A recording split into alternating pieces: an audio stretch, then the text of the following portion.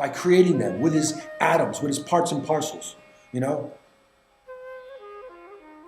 we see the effects of material of physics and everything in the material nature, and it's true. And these laws were created by God. But God's also aloof of these laws. So periodically, when he comes to this earth, in the Vedas, this is what he calls a lila.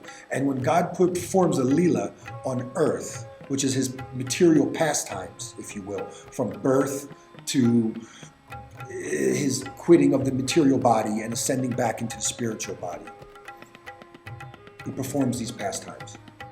It's for the benefit of people. And generally, it's the brahmanas who catch this, write it down, and somehow perpetuate it as, myth or religion within a society. If you put all the myths of human culture together on a timeline side by side and, saw how one influenced another all down the timeline and how they're all basically saying the same thing. Everybody just basically wants the same thing, It's not that we all want to take advantage of each other, We do that now because we're in this age of forgetfulness where everybody's forgetful of the true position, almost on a daily basis.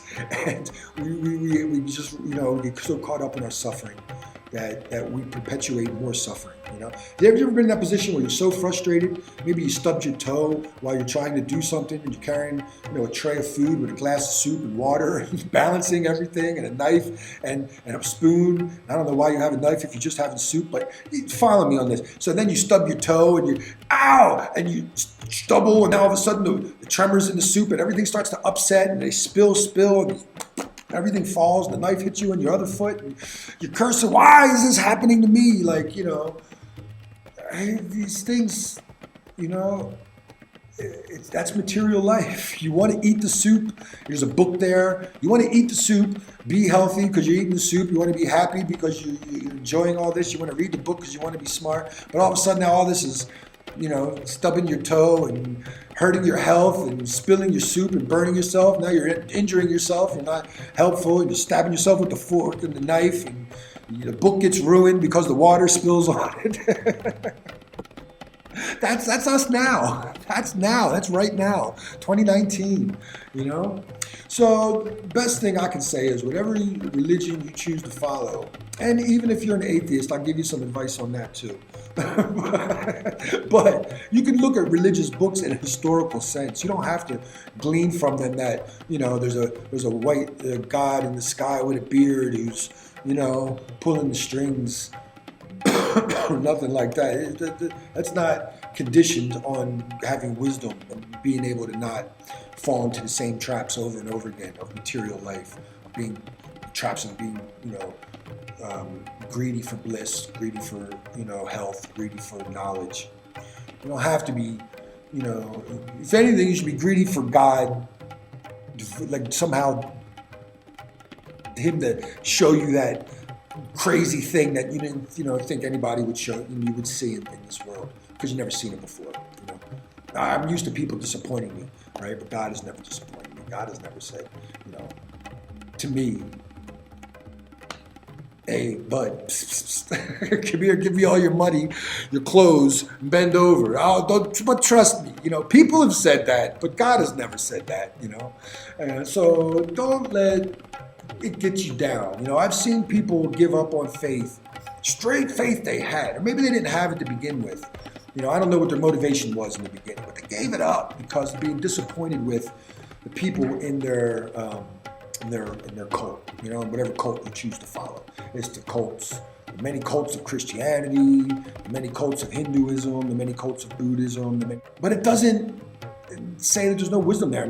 Cultures were built on this thousands of years. People have run on these philosophies because, periodically God will inspire somebody, or if he has to, come down personally and see the situation through. I personally believe that the last time this happened, that I haven't really checked for anything that happened since then, but it was around World War II, World War II, God came down in the personage of His Imperial Majesty Emperor Haile Selassie, Ethiopia.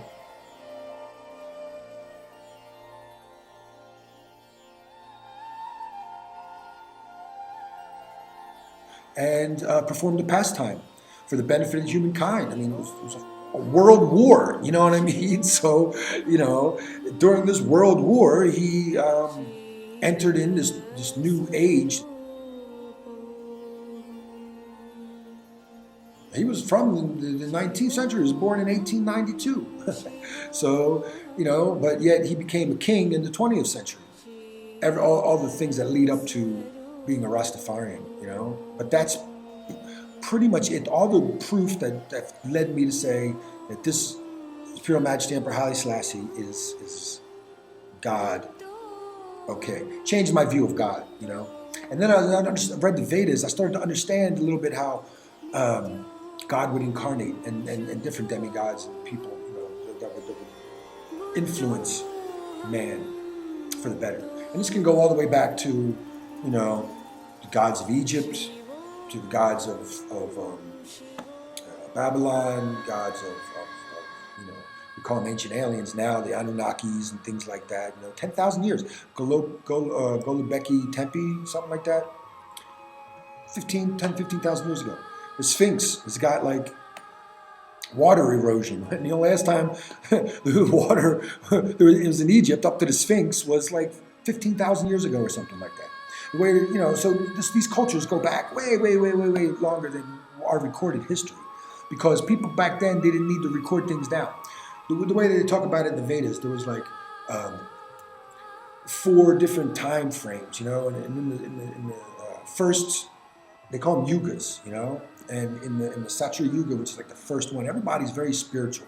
We still have the modes of material nature in play, but spirituality is much stronger. So everybody's more spiritually guided. I mean, they were like, probably didn't even have to talk. They were mental, And then they definitely didn't write anything down. It was all like, spiritual and mental. Like they commune with God daily.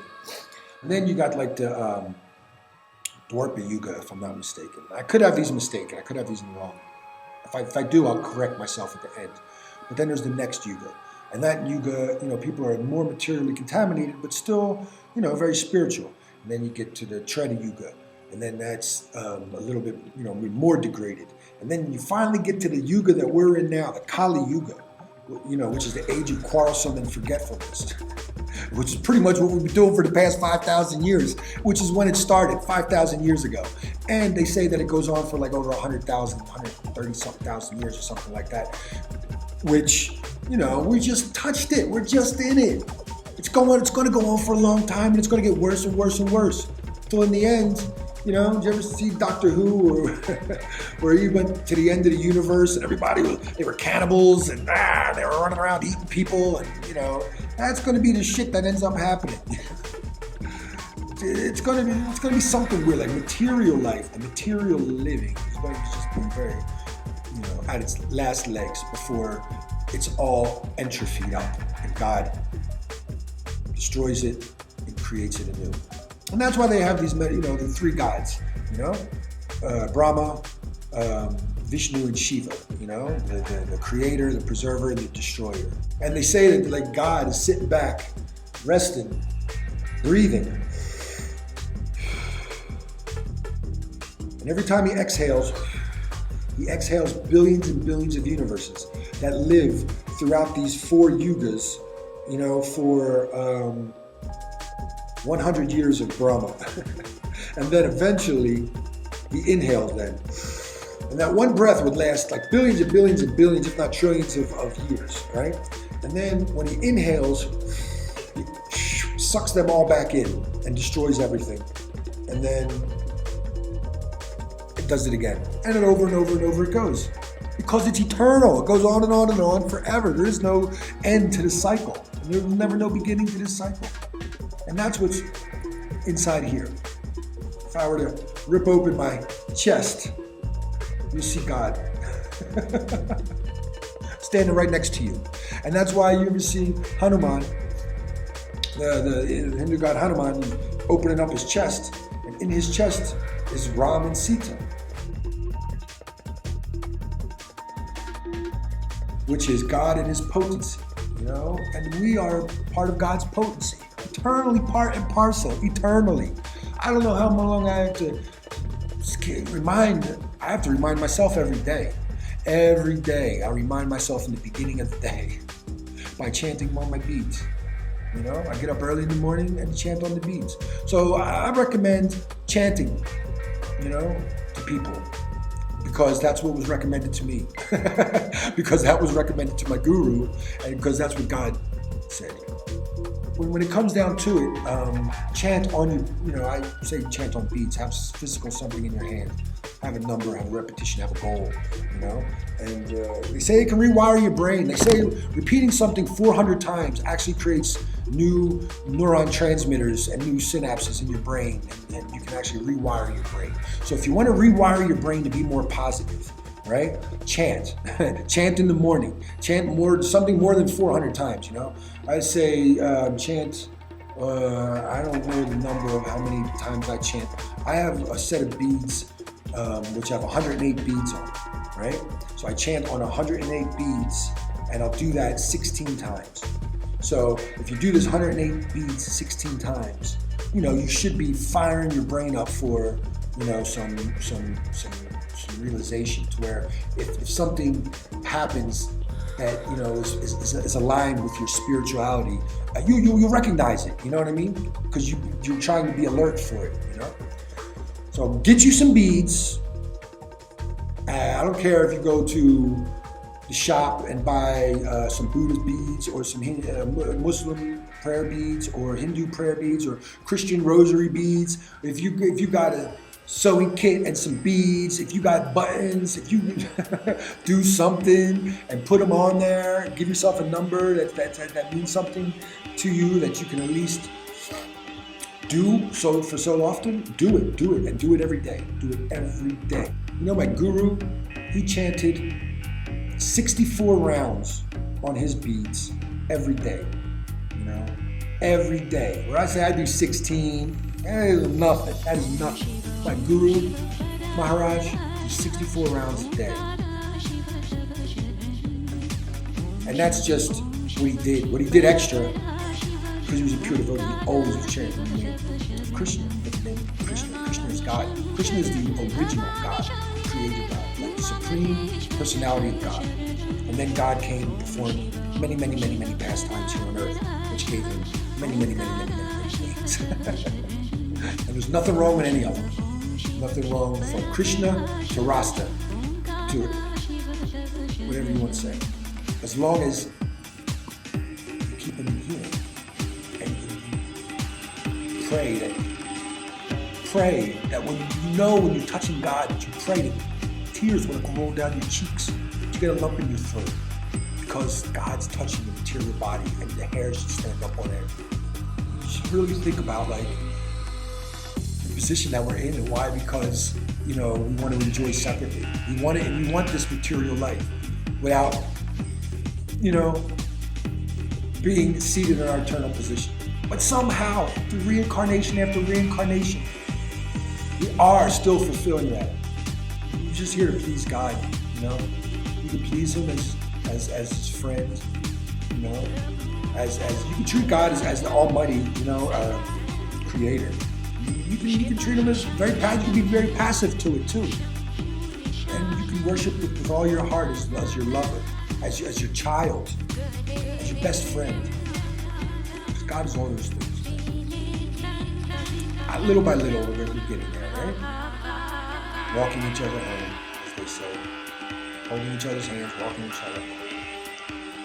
Just remember, you can love everybody, but you just can't associate with everybody all the time.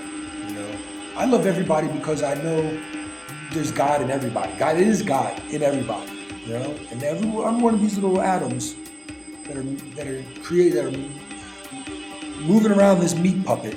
It's being directed by God, giving everybody a different lesson, from the murderer to the president to everybody, everybody. And the thief that wants to steal from me, I love. And I don't judge them, but I don't want to hang out with them because I don't want to be stolen.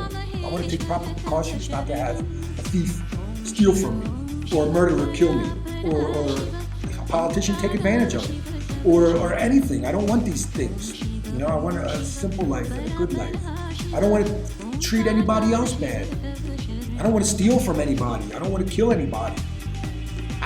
Can't say that these things never happened, like, within reason. But I don't want to say that these things, because of my actions, that things didn't occur. These things happen. And that can make my material life harder. Because you want to have a zero sum in the end. Because in the end, that's all you're left with. You can't take it with you. I just found out that J.K. Rowling, the lady that did the Harry Potter movies, got kicked off the Forbes billionaires list. She lost her billionaire status because of charitable giving. She gives and gives and gives because she knows what it was like to have nothing. And then she got $1 billion because of her book, Harry Potter. She gives and gives so much, and now she's not a billionaire anymore.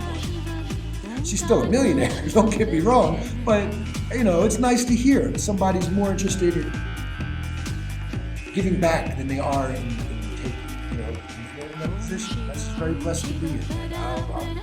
I'm very, very impressed with that. I don't know, man. That's all I really wanted to impart. And so, I wanted to talk about so many other things, but I think this was what he said, because that's where I'm at now, and to let you know why I'm here, still trying to, impart this knowledge to my children, to my own family, to everybody, and anybody that'll listen. This is what I'm trying to say. Please, slow down your, material identification, because it's not you, and you only have a little bit of time in your life, to look at the good of things. And I can see what the bad is doing right now, with the people that are convincing you that there is no tomorrow, that it's all YOLO, that you only live for today, you only live once, and jump across that border or defend that border or build that wall, whatever the fuck is going on with people. This is mine, I worked for it, you can't have it mentality. Bro, take a step back. Look at yourself, look at your level of happiness and what it's bringing you, Nobody's coming for your shit. I don't know what to say, If anything, time is coming for your shit, because it's going to take it all away. You can take care of everything, being proactive in this life. It's one thing we have that the animals don't have, Being in the animal form of life, or the tree or vegetable form of life, you can't do much to affect change of your environment. Subtly, you can. Little by little, a tree can break down the mountain, the rocks. A tree can grow in the middle of a rock. The ocean eventually is going to wear down the coast. Eventually. Eventually. But man can be proactive to affect change in his life now. So affect change to be more happy and more positive. And that's what these little blogs and these little things are going to try to be about. This is what Rasta Yoga is about. Right? Yoga means to join. So yoga means to join the spirit with the material. And I'm trying to influence people to do that through the teachings of His Majesty, Emperor Haile Selassie, Rastafari, and through the teachings of Krishna, through the lineage of, my Gurudev, Narayan Maharaj, Prabhupada, through Lord Chaitanya, through everything that's been written down in the Vedas, man. I mean, they wrote everything down. How to eat, sleep, use the toilet, how to dress, this is what they did thousands and thousands of years ago because of practicality, not just because God told them to. It's practical. There should be a practical science behind anything that you do, that adheres to practical laws that you can see the practical results of. And religion should be that. Religion shouldn't be some esoteric thing that you do every day because you expect some reward in the afterlife. Trust me when I tell you, you are going to die, and the afterlife is just going to come, and it's going to be the chance to do it again, to all the lessons that you didn't learn. Ask me why would I say trust me? Well, for one thing, I'm giving you my whole life story. You can find all that out because I'm not hiding nothing. So you can search whatever. Second, I didn't get to this point yet in my narrative, but I died, and was in a coma for 5 days. I saw the afterlife. It's real. You know what I mean? It's real. And it's going to be upon what your perception is and what level is that you're at. You know? And I came back to this material life. You know, I missed my kids. I wanted to come back and influence them some more. My daughters, particularly at the time. I had no idea what life had in store for me after the accident. And then coming back to life. I was in a motorcycle accident. And since then, my life has been very, you know, I've always lived for this happiness, for this bliss, but now I want to dovetail my entire life to serving God as much as I can, you know? And hopefully this influences you in a positive way to do the same. Because the best way you can serve God is to feed people. Not everybody needs a hug or a sandwich. Some people need a kick in the ass and told to move on. Make them think, you know? Because why? Because they need to, you know, they're on their own growth trip, you know? And you can't coddle everybody. You can't enable people's toxic behavior in this world, you know? Because, you know, like the dog used to all be wolves, but because of their toxic behavior of hanging around man's trash dumps, you know, the man took them and through his own hocus pocus, turned them into fucking chihuahuas. A chihuahua is a relative of the wolf. You understand what I'm saying? You know, truly we're all wolves, but because we're being suckled at the teat of, you know, society or suckled at the teat of, we don't want to do the work. We just want to be fed. You know, the wolf didn't want to feed himself anymore. He wanted to be fed by man. So man wanted somebody to rub his belly to. Somebody wanted man to project his energy onto. So it became domesticated. Humans are becoming domesticated. You know, and they're being taken advantage of by humans that are the wolves. You understand what I'm saying? That these humans that aren't being domesticated are taking advantage of everybody else. And how do you get out of that cycle? Break that cycle, because that cycle doesn't exist. It's God that exists. And if you, once you see God in everything, you know, even the person that's taking advantage of you, I see God in you. But I need to avoid you because you're on a selfish trip right now. You know, you're on a selfish trip. So I'm going to live among you, but not, you know, be of you. I'm going to be in the world, but I'm not going to be of the world. I'm going to live in the city, but I'm going to do my best to be, you know, non-materially driven. You know, the things that are easily taken in the city. I'm going to steal my quest for knowledge everywhere. So I'm not disappointed when I play the fool or the victim in this personal Leela of mine. Because I will be the fool, and I will be the victim. But I'm going to do my best to understand that situation when it comes. And that's the one thing, that's the one patience that God can give you. And the God realization. Not too many things outside of meditating will give you that pause, that realization. You know? Not desires, you know, moods come and go, anger and happiness, distress, bliss. You don't ask for distress, but distress comes. It comes like a cloud in front of the sun. But eventually the cloud passes over and the sun's rays warm you back up. These are facts. You can't deny facts. You see them in your life. You can say, oh no, it's because of the devil, it's because of this. Man, I always tell people, believe in God up to the utmost, but act like an atheist. Quit all this asking for shit, you know? Believe it, know that God's there, but act like an atheist. Well, you gotta work for your life, you know? God will be there and He'll give you your due happiness and He'll give you your due distress to teach you whatever lessons you need to learn because you didn't learn them in your last life.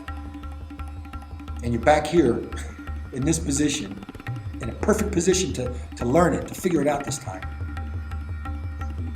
Come on now. Let's do it. Hare Krishna. Ja, Rastafari. Hare Bol. Hare Bol, Hare Bol, Hare Bol. That's why you're going to hear me. I'll say, Hare Bol, Hare Bol. Chant the name of God. Hare Bol. Chant the name of God. Hare Bol. Hare Bol. Like and subscribe. Wow, just terrible.